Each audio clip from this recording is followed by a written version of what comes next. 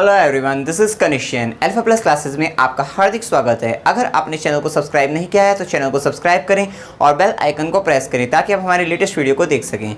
Start करते हैं हम प्रश्नावली 7.1 को एक्सरसाइज 7.1 और आपका जो क्वेश्चन नंबर 1 है उसको देखते हैं। इसमें क्या कहा है कि चतुर्भुज ABCD में AC बराबर क्या है, AD है और AB कोण जो है A को समद्विभाजित करता है। दर्शाइए कि त्रिभुज ABC जो है सर्वांगसम है त्रिभुज ABD के, ठीक है। और BC और BD के बारे में आप क्या कह सकते हैं, ये इन्होंने कहा है, ठीक है।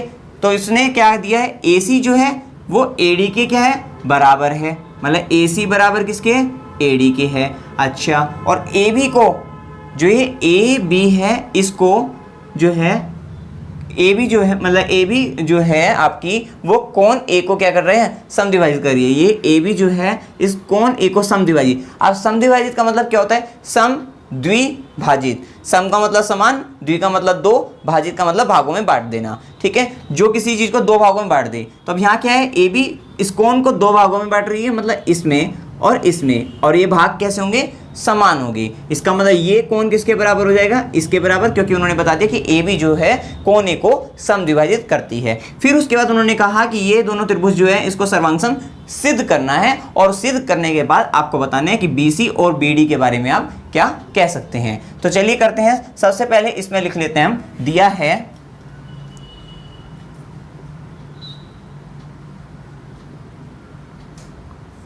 है चतुर्भुज, एक तो ABCD हो गया आपका, मतलब ADBC चतुर्भुज,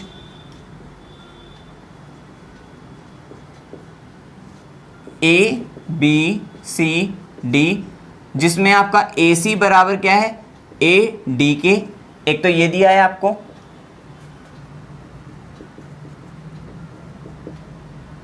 और साथ ही AB कोण A को समद्विभाजित करता है। ये लिख सकते हैं ऐसे कि AB कोण A को समद्विभाजित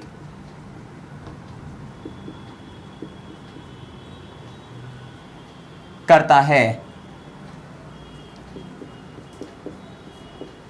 तो इसका मतलब जो है ब्रैकेट में कर देते हैं, क्या होगा कि कोण CAB, इसलिए कोण CAB बराबर है किसके, कोण DAB के, कोण DAB के, ठीक है जी। ये आपको क्या है, दिया है। अब सिद्ध क्या करना है वो लिख लेते हैं। सिद्ध करना है,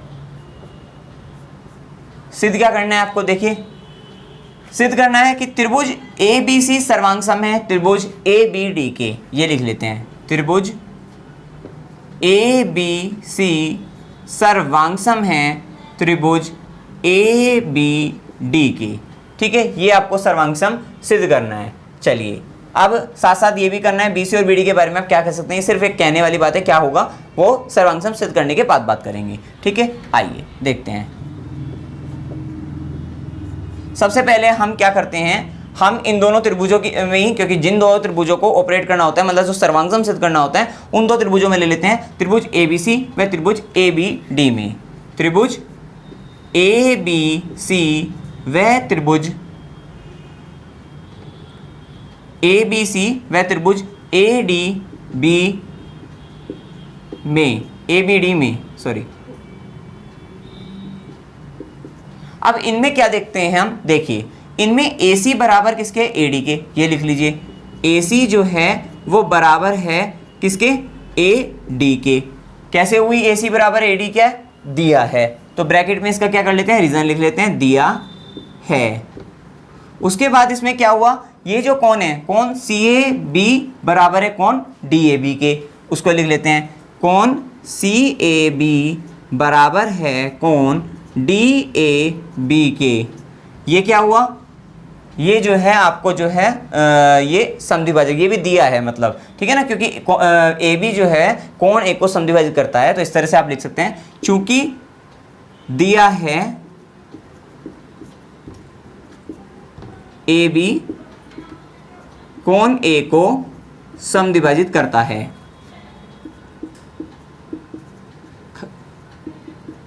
परिवर्तित करता है। ठीक है, उसके बाद तीसरा क्या लिखेंगे हम, ए बी जो है भुजा ए बी इस वाले त्रिभुज में भी है, इस वाले त्रिभुज में भी है, दोनों में क्या हो गई, उभयनिष्ठ कॉमन हो गई आपकी। तो हम कह सकते हैं ए बी बराबर है ए बी के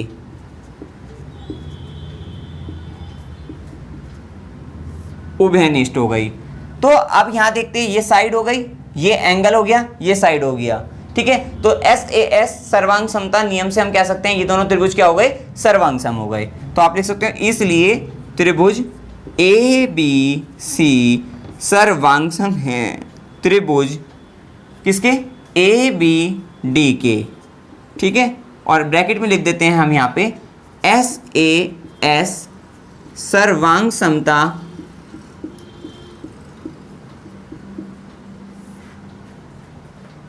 एस ए एस सर्वांग समता नियम से।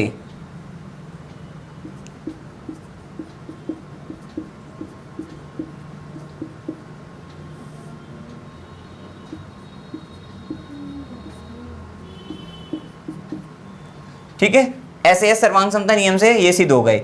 अब जो दो त्रिभुज जब सर्वांगसम सिद्ध हो जाते हैं तब हम क्या कहते हैं कि उनके जो संगत भाग होते हैं या कोरस्पोंडिंग पार्ट होते हैं वो क्या होते हैं, बराबर होते हैं। और कोरस्पोंडिंग पार्ट का मतलब या संगत भाग का मतलब क्या होता है कि संगत भुजा संगत कोण बराबर होते हैं। तो अब ये दो जो अभी बाद में इन्होंने कहा था BC और BD के बारे में, आप क्या कह सकते हैं, तो ये जो BC और BD है ये क्या हो गए, ये त्रिभुज ABC और त्रिभुज ABD के क्या हो गए, संगत भागी तो हैं, संगत भाग में संगत भुजाई तो हैं। तो हम क्या कह सकते हैं, ये दोनों क्या होगी, आपस में बराबर हो जाएंगे। तो हम बाद में कह देते हैं इसलिए BC बराबर हो गया किसके, BD के। और ब्रैकेट में आप CPCT भी कह सकते हैं कि corresponding part of the congruent triangle. ठीक है, तो इस तरह से लिख सकते हैं CPCT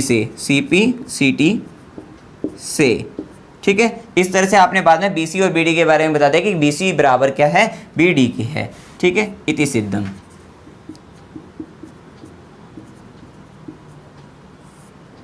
क्लियर हो गया? इस पर कोई भी डाउट हो आप कमेंट सेक्शन में पूछ सकते हैं। वीडियो अगर आपको अच्छा लगा वीडियो को लाइक कीजिए, शेयर कीजिए और मेरे चैनल को सब्सक्राइब कीजिए। Thank you very much.